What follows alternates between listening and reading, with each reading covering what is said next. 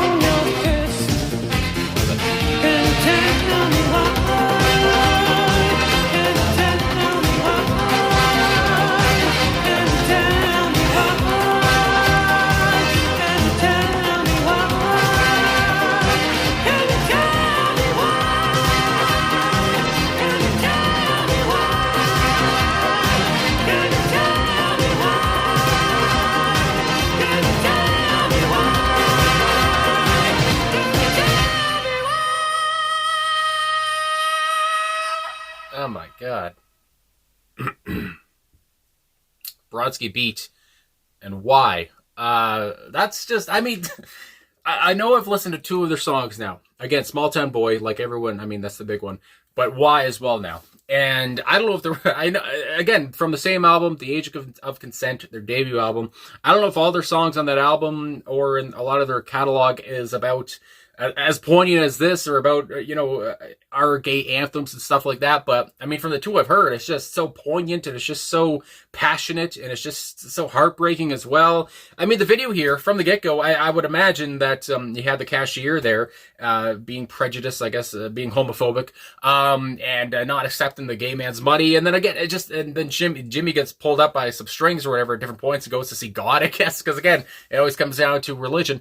But and why I guess people hate sometimes. But yeah, it's just a poignant video for a poignant song. And again, I believe the same person who directed Smalltown Boy also directed this video, unless I'm wrong. But they had a knack of being captivating with the music video as well. Not that, the music is already captivating enough, and the lyrics are already dark enough and captivating too, but they can make the music video match that so well.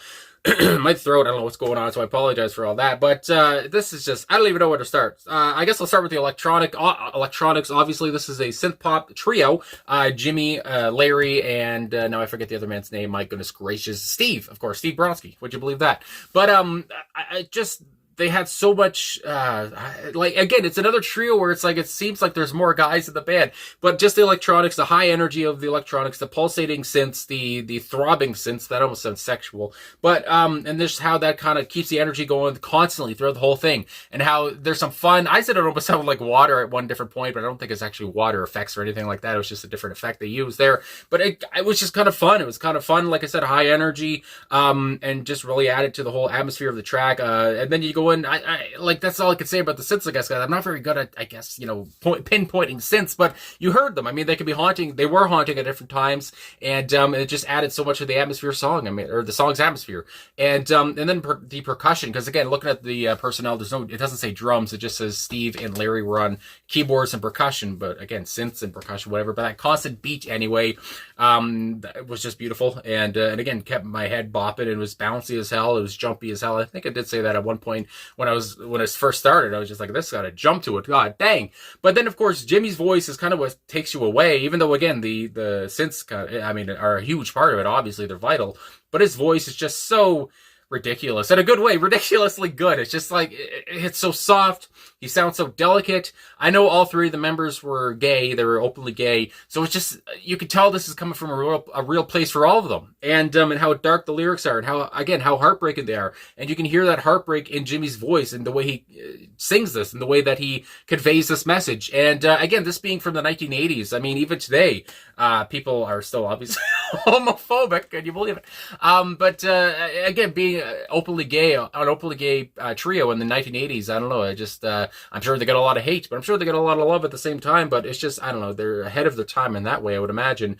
I think of another artist, again, like Elton John or George Michael. I mean, these gay icons, Freddie Mercury, god dang. But yeah, just, I don't know. I just went off on a tangent there, but just to talk about his voice, finish that off.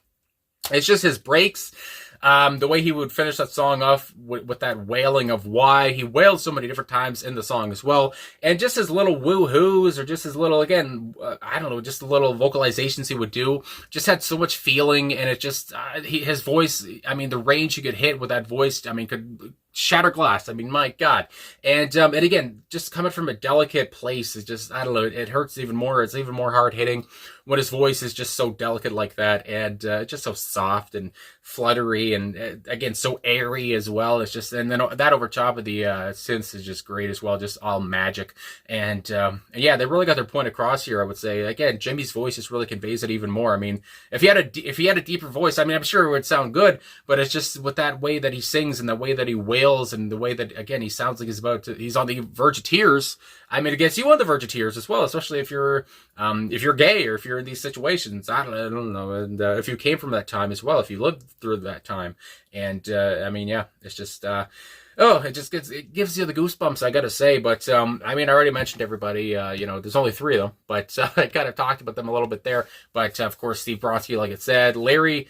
I don't know if I said his last name right last time or not, but maybe Steinbach? I can't remember now, but Larry's there, of course, and Jimmy. And again, I probably said this last time, but Jimmy is the only surviving member of the original trio, which is sad. I mean, my God, but because again, these guys were obviously very influential and inspirational. I can't talk. And, again, and once I reacted to Smalltown Boy, I started hearing that and commercials, and every time I go to the movies, there's a commercial that starts before the movie, and it has this song. It has that opening, I guess, wailing that Jimmy does at the beginning of Smalltown Boy, and I was just like, now that I've heard it, I've been hearing it everywhere, so maybe that'll happen with Y now, but I wouldn't be opposed to it. I'm still not opposed to it. I mean, I don't know, I just love this feeling. I just love how hard-hitting it is, and how truthful it is, and how haunting and hauntingly beautiful it is, because, of course, it's a real thing that they're talking about here. Homophobia, and but again, they made it into a nice little song anyway, and one that gets you right in the feels. So let's get into this these lyrics, I guess. Anyway, I've babbled on enough, like I usually do. So tell me why, tell me why. Again, 3 words repeated twice, but they pack a punch. Tell me why, and you don't really know, I guess, from that intro. If you're not watching the video, you're like, tell me why. What's he talking about? But we go into the first verse.